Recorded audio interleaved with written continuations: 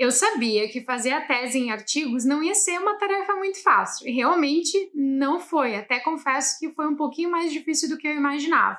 Mas ok, era um desafio que eu tinha me proposto, afinal eu já tinha feito uma dissertação em formato monográfico e queria aprender a fazer a tese nesse novo formato, formato em artigos.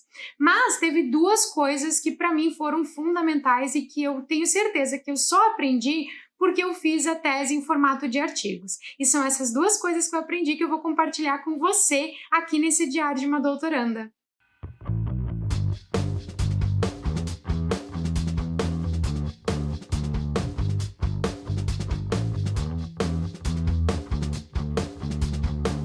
Olá, acadêmico! Olá, acadêmica! Eu sabia que não ia ser uma tarefa tão fácil assim fazer uma tese em artigos. Até minha orientadora, às vezes, quando a gente faz reunião de orientação, ela fala: nossa, realmente é muito difícil fazer esse tipo de trabalho. Mas eu tinha me proposto a fazer essa tese em formato de artigos, nesse formato, porque eu já tinha feito no formato monográfico lá na minha dissertação. E aí, como surgiu essa oportunidade dentro do meu programa de pós-graduação, eu resolvi me desafiar. Eu até já falei aqui no canal sobre por que eu decidi fazer a tese em artigos e mais ou menos como eu estou organizando. Eu vou deixar o cardzinho desse vídeo aqui em cima para você assistir depois. Mas antes de eu falar dessas duas coisas que eu aprendi fazendo uma tese em artigos, para tudo, se você é novo aqui no nosso canal, clica aqui embaixo, se inscreve e já marca a sinetinha para receber notificações de quando tem vídeo novo por aqui ou de quando a gente está ao vivo. E aproveita e dá uma olhadinha na descrição desse vídeo. A gente sempre deixa alguns links de materiais que podem te ajudar na tua pesquisa. A primeira coisa que eu aprendi fazendo uma tese em artigos, e eu só aprendi isso porque eu precisei fazer uma tese em artigos, foi a facilidade de escrever uma tese em artigos quando a gente já pensa na revista científica que a gente quer submeter àquele artigo. Para cada um dos artigos que eu precisava escrever para minha tese, eu já escolhia uma ou duas possíveis revistas científicas. Eu já ouvi falar, algumas pessoas falarem em escolher mais de uma. Eu prefiro escolher uma super top da área, com uma pontuação muito boa e mandar nela. Se não der, aí eu vou mandando nas de fator de impacto um pouquinho menor. Mas o feedback fornecido por essas revistas científicas de alto impacto é muito bom, a gente aprende muito também. Então eu escolhi as 3 revistas científicas que eu quero, né, submeter os 3 artigos que eu estou fazendo para minha tese. Então eu entrei lá no site da revista científica e vi quantas palavras o artigo tem que ter, porque a maior parte das revistas científicas tem limitação ou de páginas ou de palavras para o artigo ser submetido. E aí eu fiz uma organização para já anotar quantas palavras, quantas 1000 palavras eu precisava escrever em cada um dos artigos.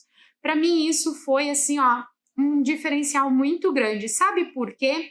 Porque eu precisava escrever numa quantidade muito pequena de palavras aquilo que eu precisava escrever, ou seja, eu precisava ser mais profunda e mais sucinta no meu texto, e isso fez com que eu fizesse um esforço muito grande de raciocínio e de argumentação para poder caber o que eu estava argumentando num espaço curto de palavras. E por outro lado, isso diminuiu consideravelmente a minha ansiedade. Por quê? Vamos dizer assim, eu tenho lá um artigo e eu tenho 9.000 palavras para escrever nesse artigo.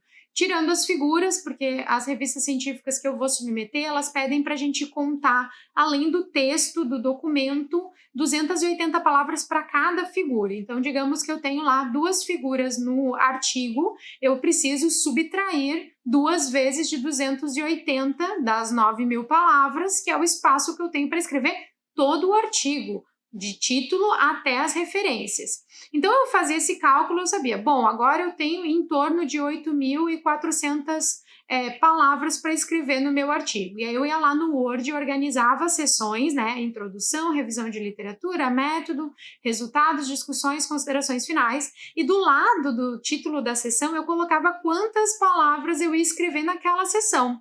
Então, assim, se eu tenho 8.400 palavras, cerca de 1.400 palavras vão ser para as referências. Então, o meu texto mesmo vai ter em torno de 7.000 palavras. Então, eu vou separar 500 palavras para a introdução, 1.000 palavras para a revisão de literatura, 1.000 palavras para o método, 2.000 palavras para os resultados, e assim eu ia distribuindo a quantidade de palavras.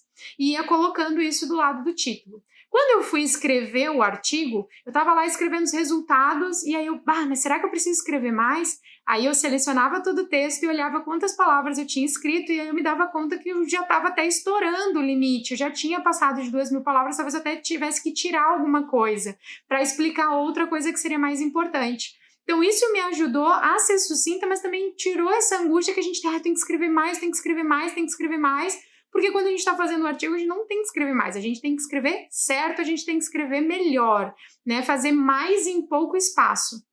Isso me ajudou muito e, de novo, tirou muito a minha ansiedade, porque quando eu terminava de escrever uma sessão, eu pensava antes, né? Pensava, agora eu tenho que escrever toda a introdução da tese. Não, agora eu tenho que escrever a introdução, que são 500 palavras.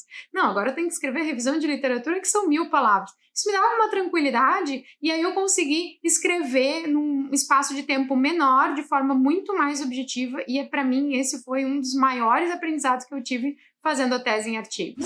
A segunda coisa que eu aprendi nesse processo de fazer uma tese em artigos é que quando a gente está fazendo uma monografia, a gente tem mais espaço para enrolar.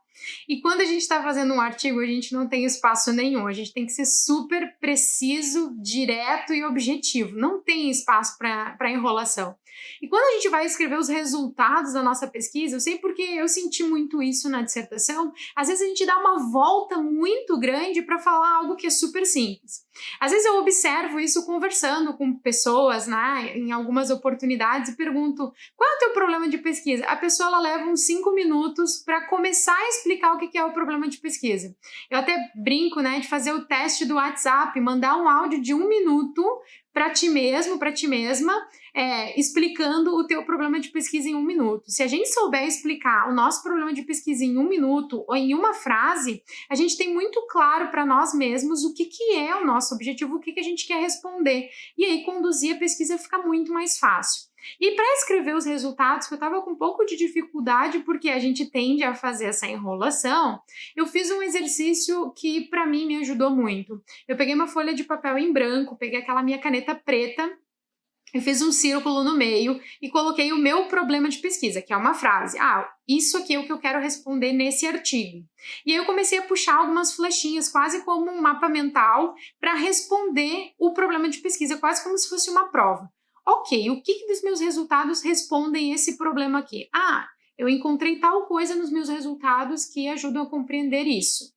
Eu encontrei tal coisa nos meus resultados que responde essa parte da pergunta. Essa parte da pergunta é respondida também por essa parte dos resultados de forma complementar, assim, assim, assim, assado. E fui fazendo um mapa mental com frases, tópicos que explicavam, que mostravam quais eram as respostas objetivas ao meu problema de pesquisa. Quando eu olhei aquele mapa mental, para mim ficou muito mais clara a pesquisa que eu tinha conduzido, os resultados que eu tinha encontrado e como que eu poderia escrever a sessão de resultados e a sessão de discussões do meu artigo.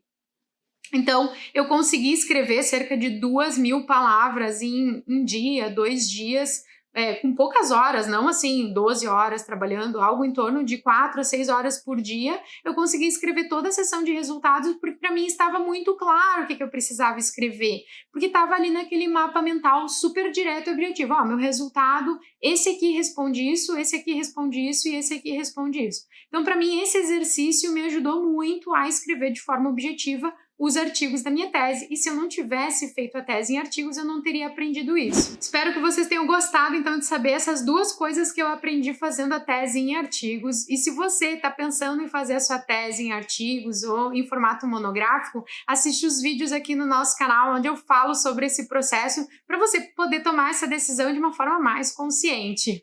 E aí, deixa aqui nos comentários como é que está indo a sua pesquisa, você sabe que eu adoro saber. E a gente se encontra, então, no próximo vídeo.